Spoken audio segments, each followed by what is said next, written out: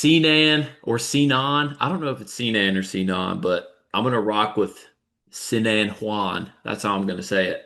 Um, 7'1" Chinese center, pretty touted. I mean, we've done a couple videos on him. Illinois has been after him. Indiana's been after him. Purdue's been after him. Duke assistants went and saw him, I think 2 weeks ago. Northwestern's been after him. I mean, a lot of guys want him. Um, he's played a lot for China. He's kind of the Matt Painter stereotypical build, 7'1", lengthy frame, can do a little bit of everything. Like from the moment his recruitment was announced and we did videos on him, I was like, God, this guy just has to be a Purdue guy. And that is the way that it is leaning. Um, Trilly Donovan update yesterday was talking about how he is favoring Purdue. Then there was some Twitter speculation.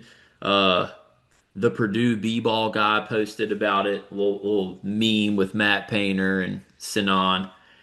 It's pretty speculative, but like it seems as if he's leaning, which I wouldn't blame because he visited Purdue a month ago and then probably watched the intra-squad scrimmage and was like, I gotta go play here. Like, especially if he's thinking under the lens of Omer back next year, I gotta go play here. But yeah, it's interesting. I don't it doesn't shock me one bit, but it would be a big get for Painter and Co., especially when they've already built a pretty fantastic recruiting class. What are your thoughts on this, Dion? He's a project. I really like his game, but I do believe he's a project. I don't think him and Omer will play it together. But I think if we took the over under 10 and a half minutes played on the court together, Omer Myers, Sinan Juan, I'm hammering the under.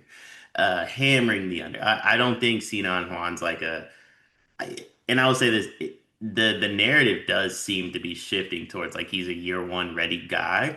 I personally don't believe that.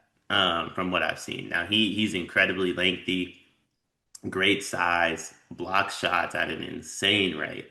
I think his touch around the rim could use some work. I think his hands, like catching the basketball, this is gonna sound crazy. I don't think he has the softest of hands. I think he could work on that a little bit. The way he catches the ball is a little interesting, but I think overall, I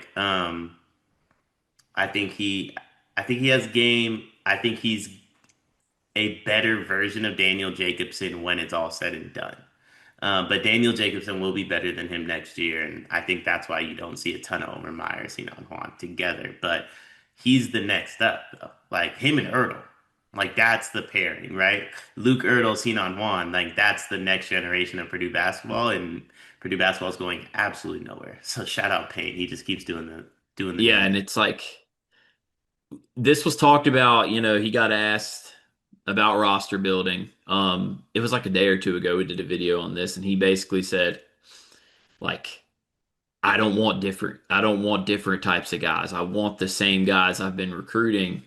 And you look at this class and you can tell that that's true because he gets the big who, could be ready in year one, but if he's not, is there anyone we trust more than Matt Painter to develop bigs? Probably not. And then it's like Ertl's the point guard. He is the like Braden of this class, and then shooters.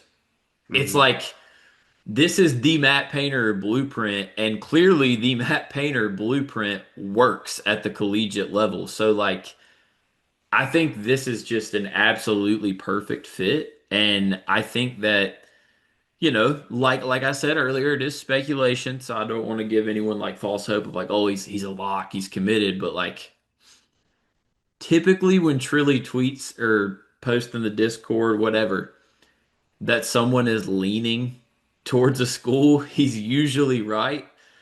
I'm just saying I'm not shocked if in a week we get like the Boilermaker mascot gif and then we see a commitment a few hours later. So I mean, I just think, man, Paint is. He might just be inevitable. I don't know about that. I mean, Paint's been doing this a long. Paint's been doing this a long time. He's missed a lot. Like to me, Shire is inevitable. Paint is calculated.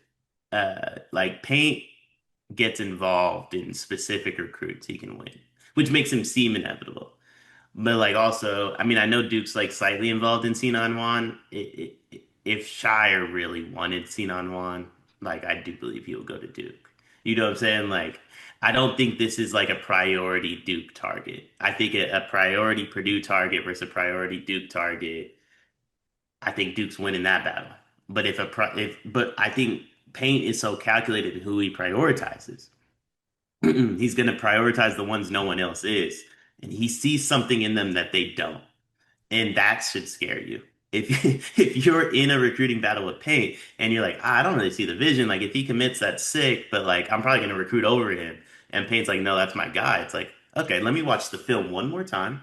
And just there's got to be something I'm missing, much like with Luke Earl, but coaches don't seem to figure it out. They don't seem to see what Paint sees, and that portion of it is very inevitable. Where Paint has a different vision than other coaches and a better vision than other coaches. I think he sees the game better than any other coach in the country.